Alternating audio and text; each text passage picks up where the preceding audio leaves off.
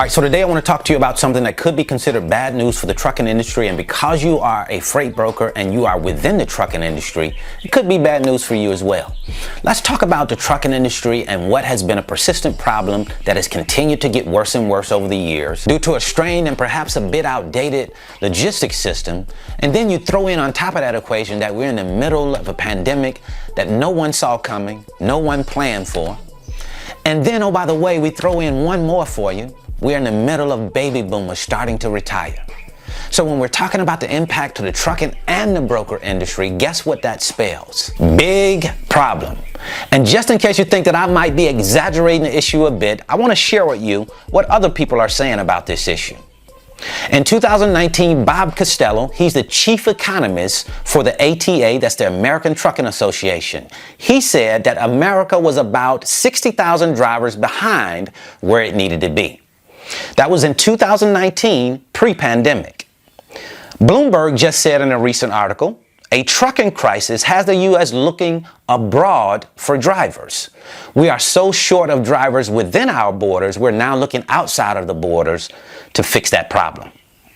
CNN just said recently, truckers are getting big pay hikes, but there's still a driver shortage. So even with additional funds coming in, even though they're raising the pay for truck drivers, there's still a shortage of drivers.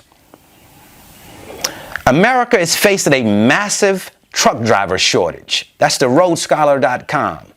It's saying that before the pandemic, the American Trucking Association was saying that there was a problem. Now, after the pandemic, this problem has increased.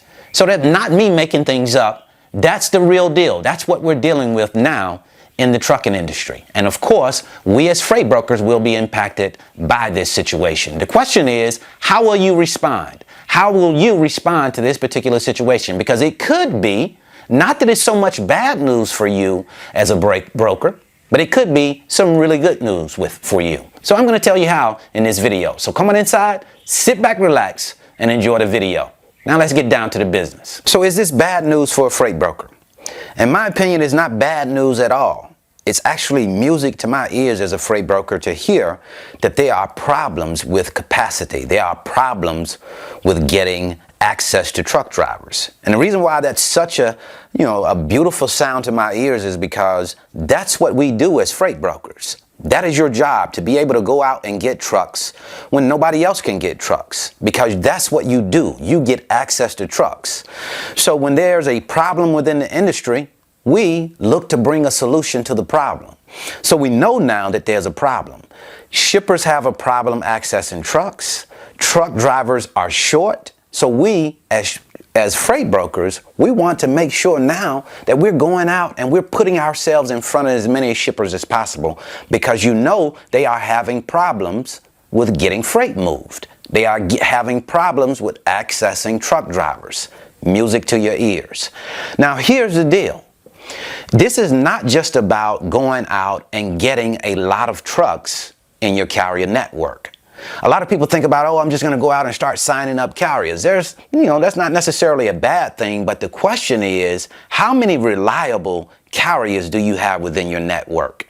How many of those carriers can you call and ask for a particular quote in a lane? How many of those carriers are going to give you an accurate number when you give them a call?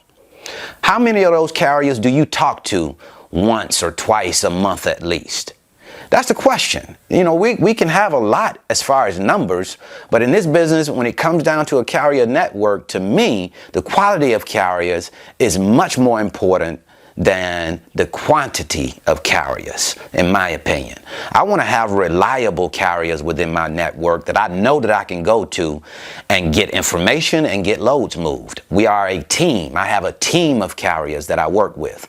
So that's what you want to do when it comes down to building that network, because it's all about being able to move loads, being able to access those carriers and move loads. There is a problem.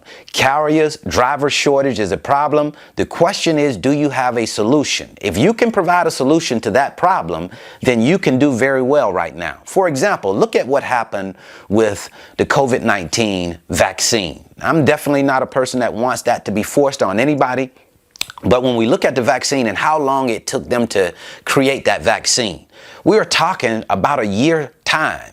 And from all of the different articles that I was reading, all of the information that I was hearing in the media, it usually takes about 10 years to create a vaccine. And they did it in about a year's time because they understood the problem. They knew it was a big problem, so they had to come up with a big solution. And some very smart people in the United States, around the world, I would imagine, contributed to creating this vaccine, and they did it in a very short period of time.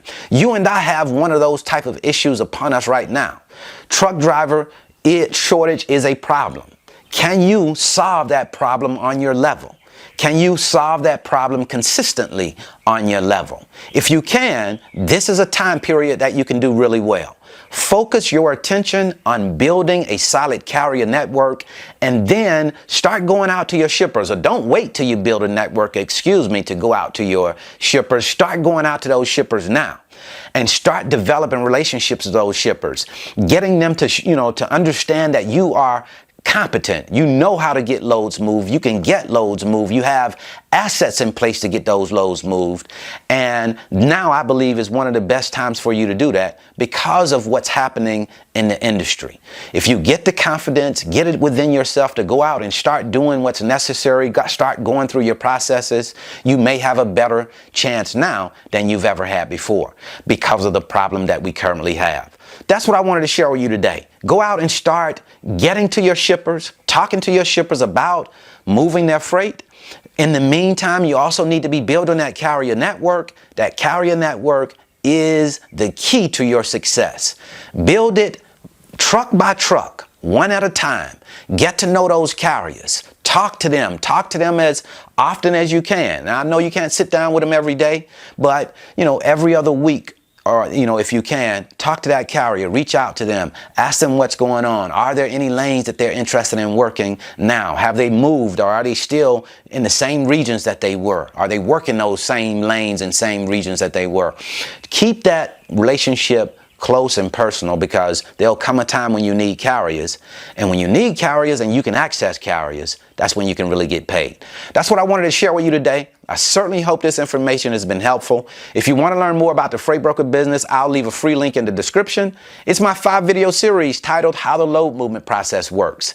It gives you a look at the freight broker business. It's going to let you see me in my office moving freight, talking to shippers, talking to carriers. That way you can see how the business works before you come into it. And then if you want to know how we find shippers, how we find the customers that we work with on a day in and day out basis, I'll leave a free link right here. So until the next time, I wish you the very best in your life and business. See you at the top, because the bottom is much too crowded.